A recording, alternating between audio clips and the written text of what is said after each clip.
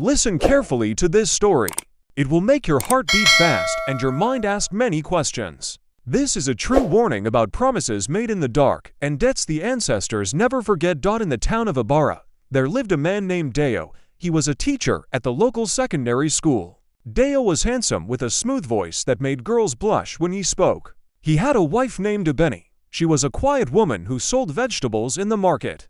Abeni loved Deo with her whole heart, but Deo's heart was restless. Every morning, Abeni would wake up before the sun. She would prepare hot pap and akara for her husband. She would iron his clothes until they were perfect. When Deo left for school, Abeni would pray for him under her breath. She did not know that her husband's eyes were already wandering to another woman. At the school where Deo taught, there was a new chemistry teacher named Zainab. Zainab was young and beautiful. Her skin glowed like fresh palm oil. When she laughed, the whole staff room would turn to look at her. Deo could not stop staring at Zainab. During break time, he would find excuses to walk past the chemistry laboratory. He would offer to help her carry her books even when she did not need help. Zainab noticed his attention, and she liked it. One Friday afternoon, Deo stayed late at school. He told Abeni he had extra lessons to teach, but this was a lie. He waited until most teachers had gone home. Then he knocked on Zainab's classroom door. Zainab smiled when she saw him. They talked for hours about nothing important. Before Deo left that evening, he touched Zainab's hand and said, "You are the most beautiful woman I have ever seen." Zainab pulled her hand away gently. "But Deo, you have a wife at home." Deo's face became serious. "My marriage is dead. Abeni and I have nothing between us anymore. I will leave her soon. Very soon." This was the first lie. A lie that would open a door that should have stayed closed forever. Weeks passed and Deo's lies grew bigger. He began spending more time with Zainab. He would buy her gifts with money meant for his household. When Abeni asked why there was less money for food, Deo would shout at her, "Stop questioning me like I am a child." Abeni would keep quiet and cry in the kitchen when he could not see her. She knew something was wrong, but she did not know what. Meanwhile, Zainab was falling in love with Deo. She believed his promises. "Just give me a few more months," he would tell her. "I need to prepare Abeni. I need to find the right time to tell her." But Deo was lying. He had no intention of leaving his wife. He liked having both women. Abeni cooked and cleaned and took care of his home. Zainab made him feel young and exciting. Why would he give up either one?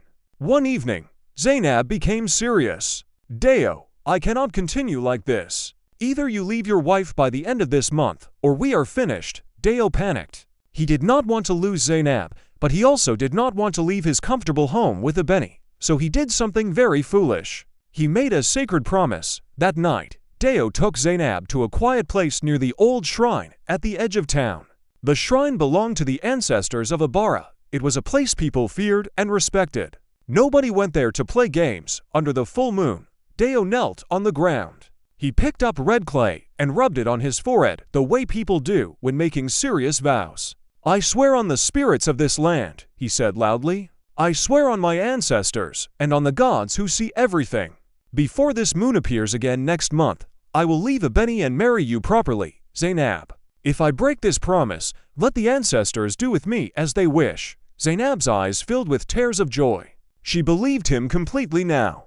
The ancestors had witnessed his words. But Deo went home that night and slept peacefully next to Abeni. He thought the oath meant nothing. He thought the ancestors were just old stories that grandmothers told children. He was wrong. The very next morning, strange things began to happen. Deo woke up with a terrible headache. His whole body felt heavy like someone had placed stones on his chest. When he looked in the mirror, he saw a red mark on his forehead exactly where he had rubbed the clay. He tried to wash it off, but the mark would not go away. "What is that on your head?" Abeni asked with concern. "It is nothing. Just a rash." Deo lied again. At school that day, Deo could barely concentrate. He kept hearing whispers even when no one was speaking. During his mathematics class, he wrote numbers on the board, but when he turned around, the numbers had changed by themselves. The students gasped and pointed. "Sir, are you playing a trick on us?" One student asked. Deo stared at the board. His hand was shaking. That night, Deo had his first dream. In the dream, he was standing in front of the shrine again. But this time, 7 old people sat in a circle around him. Their faces were hidden in shadows, but their eyes glowed like burning coals. "You called us with your oath," one of them said. The voice sounded like dry leaves scraping against stone. "You invited us into your matter. Now we are watching," another voice spoke. "You have 28 days. The promise you made must be kept, or the debt must be paid." "What debt? What are you talking about?" Deo shouted in the dream. "A lying tongue is an abomination. A false oath is a curse you place on yourself. 28 days. Deo, we are counting." Deo woke up screaming. A Benny jumped up beside him. "What is wrong? What is happening to you?" "Just a bad dream," Deo said, but his hands were trembling. He touched his forehead. The red mark was burning hot like fire. Deo tried to ignore the dream and the mark and the strange things happening around him. He told himself it was stress or sickness. But the ancestors were not finished with him. Every night, the dreams came. Every night, the 7 elders appeared. They never touched him, but they counted down the days. 26 days remaining. 25 days. 24. During the day, Deo's life began to fall apart in small ways. His favorite shirt tore for no reason.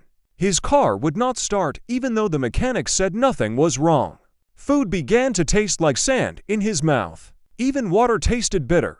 Zainab noticed that Deo looked sick. "Are you okay? You look terrible." "I am fine," he lied. But he was not fine. The mark on his forehead was spreading. It now looked like a small handprint. When people asked about it, he told them it was eczema. "You should see a doctor," a Benny said with genuine worrying. She still loved him even though he treated her badly. 2 weeks passed.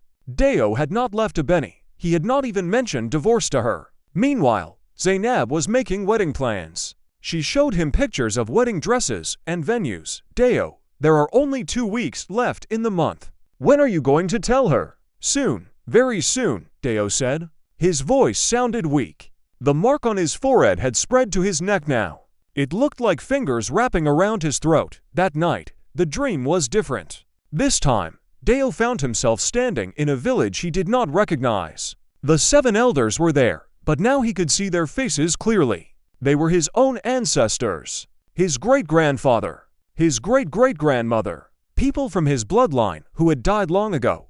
"You have brought shame to our name," his great-grandfather said. "We raised warriors and honest farmers. We did not raise liars who play with sacred oaths. Please, I am sorry. I made a mistake," Deo begged. 14 days remain, they said together. "Keep your promise or face the consequences." Deo woke up crying. For the first time, real fear gripped his heart. He realized this was not a game. The ancestors were real, and they were serious. He went to Zainab the next day. "We need to talk," he said. His voice was shaking. "What is wrong with you? You look like you have seen a ghost. I cannot do this anymore. I cannot leave my wife. I made a mistake. We should end this relationship." Zainab's face changed completely. Her eyes became cold. "What are you saying? You made an oath, Deo. You swore at the shrine. You cannot just walk away." "I was foolish. I did not mean it," Zainab laughed, but it was not a kind laugh. "The ancestors do not care if you meant it or not. You spoke the words. You made the promise. Now you must keep it, or something terrible will happen to you." Deo stumbled backward. "How do you know about the ancestors?" Zainab's smile was strange now. "Did you think I was just an ordinary girl? My grandmother was a priestess. I know about oaths and consequences. I knew exactly what you were doing when you took me to that shrine." Deo felt his blood turn cold. "You planned this. You wanted me to make that oath. I did not force you to do anything.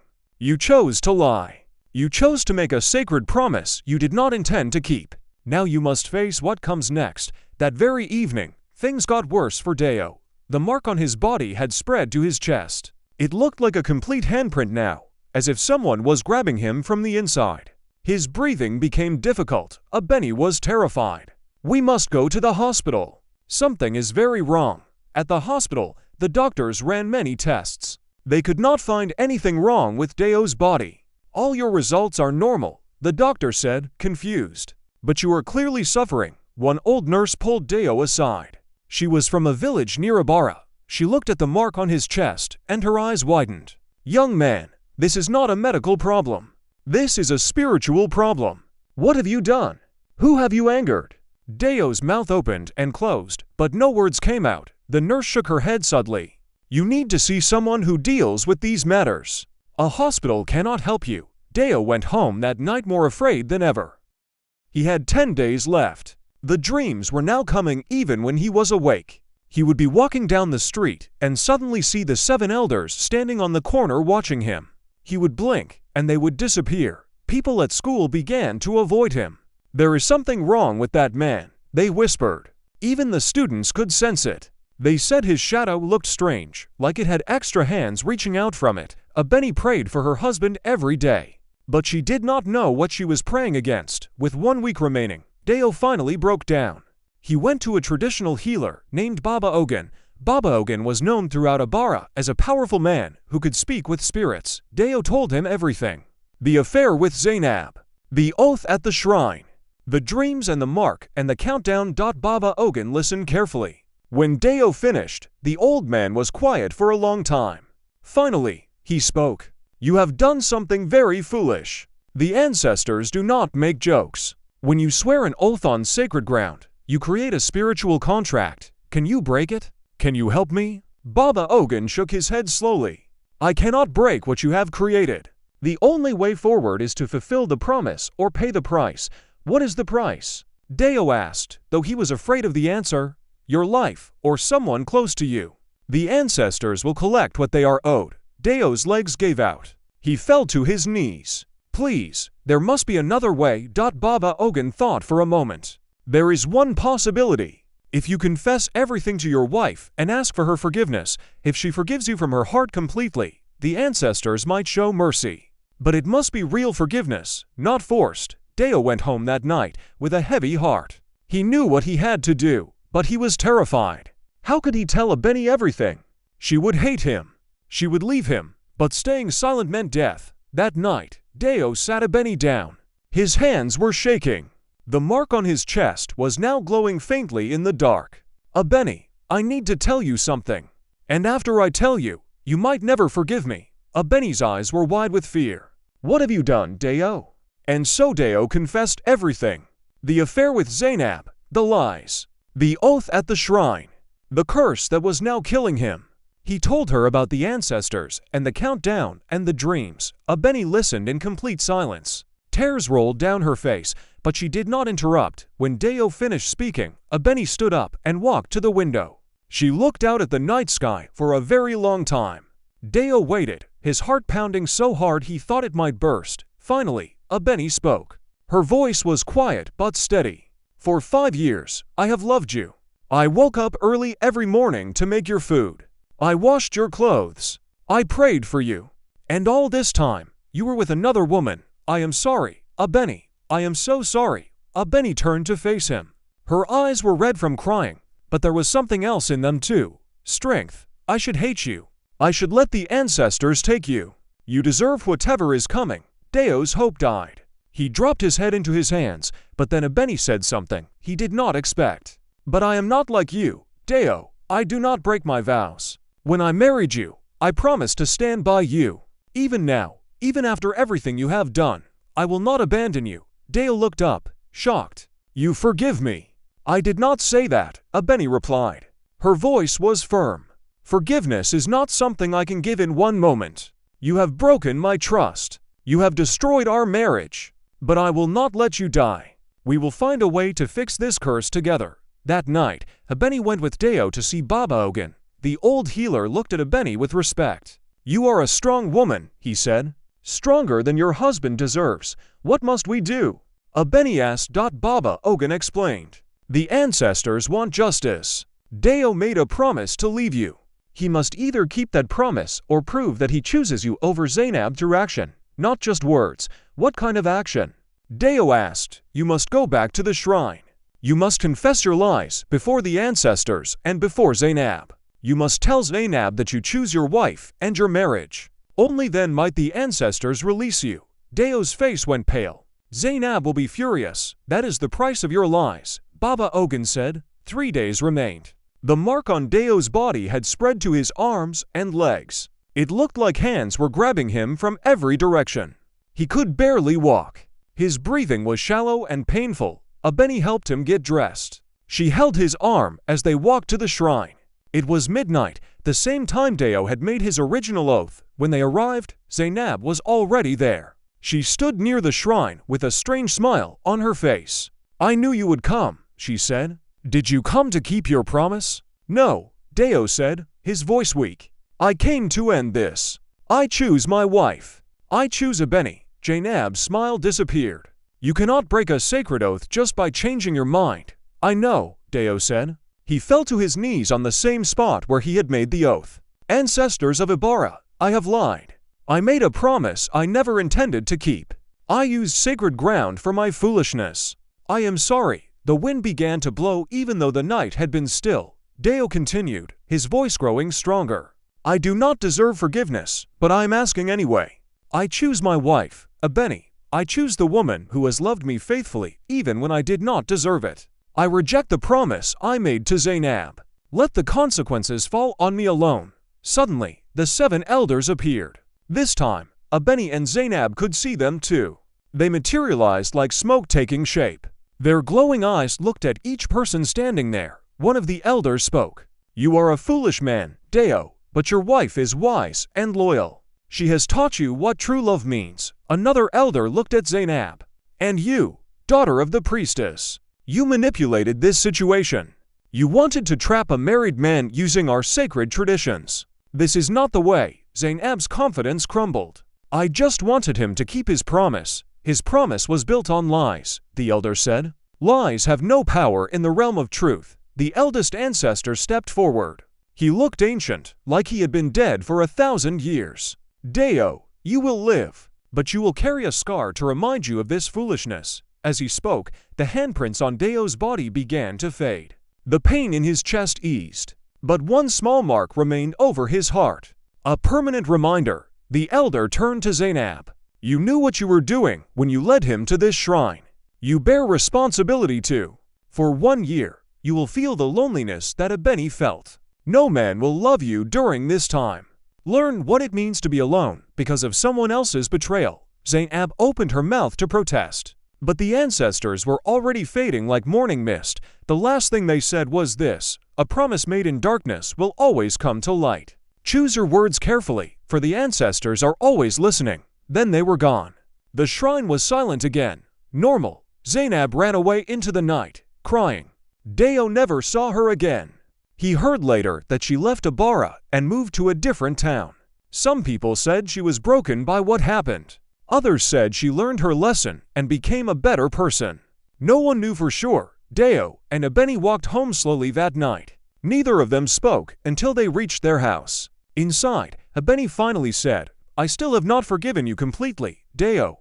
What you did hurt me deeply. It will take time for me to trust you again." "I understand," Deo said. He touched the small scar over his heart. "I will spend the rest of my life proving to you that I have changed." And he did. Deo became a different man after that night. The fear of death had changed something deep inside him. He began to see Abeni clearly for the first time. He saw her strength, her loyalty, her quiet beauty that he had taken for granted. He stopped looking at other women. He came straight home after school. Months passed. Deo started helping Abeni in the market after school. People were shocked to see the proud teacher carrying bags of vegetables and chatting with his wife like they were young lovers again. What happened to him? People whispered. He is completely different now. Some people who knew about the curse said it had humbled him. Others said Abeni had used her own magic to change him. But the truth was simpler. Deo had looked death in the face and realized what truly mattered. One evening, Abeni was cooking dinner when Deo came up behind her. He wrapped his arms around her waist gently. "Thank you," he whispered. "For what?" Abeni asked. "For saving my life. For standing by me when I did not deserve it. For teaching me what real love looks like." Abeni turned to face him. For the first time in many months, she smiled at him. A real smile. "You are welcome. But do not forget this lesson, Deo. I will not save you twice." A year passed. Then 2 years. Deo and Abeni's marriage grew stronger than it had ever been. They began to laugh together again. They would sit outside in the evening and talk for hours like they did when they first married. The small scar over Deo's heart never went away. Every morning when he dressed, he would see it in the mirror. And every morning, it reminded him of his foolishness and his second chance. Other teachers at the school noticed the change in Deo. Young male teachers who were cheating on their wives would sometimes ask him for advice. How do you stay faithful? How do you resist temptation? Deo would touch his chest, where the scar was, and say, when you truly understand what you have to lose, temptation loses its power. My wife is worth more than any temporary excitement. One day, a new teacher joined the school. She was young and pretty, and she flirted with Deo during lunch break. The old Deo would have entertained her attention. But this Deo simply smiled politely and said, I am a married man. My wife is my best friend. News of Deo's transformation spread through Ibarra. Baba Ogun heard about it and smiled to himself. The ancestors taught him well, the old healer said, but the most important change happened in Deo's heart. He began to understand something his father had told him years ago, but he had not listened. A man who chases two rabbits catches neither. But a man who focuses on one will never go hungry. Deo stopped chasing. He focused on Abeni, on rebuilding their home, on being the husband she deserved. 3 years after the incident at the shrine, Abeni became pregnant. It was a miracle because doctors had said she might never have children due to stress-related problems. But love and peace had healed her body. When Abeni told Deo the news, he cried tears of joy. We are having a baby. Yes, Abeni said, laughing and crying at the same time. The ancestors have blessed us. Deo knelt down and placed his hand gently on Abeni's stomach. I promise this child will grow up in a home full of love and honesty. The baby was born healthy and strong. They named her Amara, which means grace, because Deo knew that grace was the only reason he was still alive to see his daughter born. As Amara grew, Deo would tell her stories, but he never told her about the curse or the shrine or his foolish promise. That story was too painful, too shameful. He wanted to protect his daughter from his past mistakes, but Abeni disagreed. When Amara was old enough to understand, about 12 years old, Abeni sat her down and told her everything. She told her about her father's betrayal, the curse, the ancestors, and the choice that saved his life. Amara listened with wide eyes. When the story ended, she looked at her father, who sat with his head bowed in shame. Papa, Amara said softly, thank you for telling me through Mama's words. Now I understand why you always say that honesty is the most important thing. Deo looked up at his daughter. Yes, my child. Lies are like poison. They might taste sweet at first, but they will kill you in the end. As the years went by, Deo became known in Ibarra as a man of wisdom. Young people would come to him for advice about relationships and marriage. He would always tell them the same thing. Never make promises you do not intend to keep. Never swear oaths in sacred places unless you are absolutely certain you can fulfill them. And most importantly, treasure the person who loves you faithfully, because that kind of love is rare and precious. Sometimes, late at night, Deo would have dreams. Not the terrifying dreams of the 7 elders, but gentle dreams. In these dreams, his ancestors would appear, but they were smiling now. They would nod at him with approval. You have learned well, grandson, they would say. You have honored our name with your change. Deo would wake from these dreams feeling peaceful. The scar over his heart would sometimes ache, but it was a good ache. A reminder of where he had been and how far he had come. Abeni never fully forgot what Deo had done, but she had forgiven him. And in that forgiveness, their marriage had become something beautiful and strong. Now I have finished telling you this story. Let me ask you a question. If you were in Deo's place, would you have had the courage to confess? Would you have asked your wife for help, or would you have tried to fix it alone? Many people make promises they do not keep. Many people think that words spoken in secret have no power. But this story teaches us that the ancestors are always listening. The universe is always watching. When you make a promise, keep it. When you marry someone, honor them. When you are tempted to lie, remember Deo and the handprints that almost killed him. Remember that shortcuts and secret affairs always lead to suffering. Deo still lives in Ibarra today. He is an old man now, but people still point to him and tell his story to their children. See that man? He was given a second chance by the ancestors. Do not waste yours. The shrine still stands at the edge of town. People still respect it and fear it, because they know that promises made there must be kept. And if you ever visit Ibarra and meet an old teacher with a scar over his heart, ask him about the ancestors. He will tell you this story himself. And he will end it the same way. I am ending it now. Be very careful with your promises. The ancestors are listening.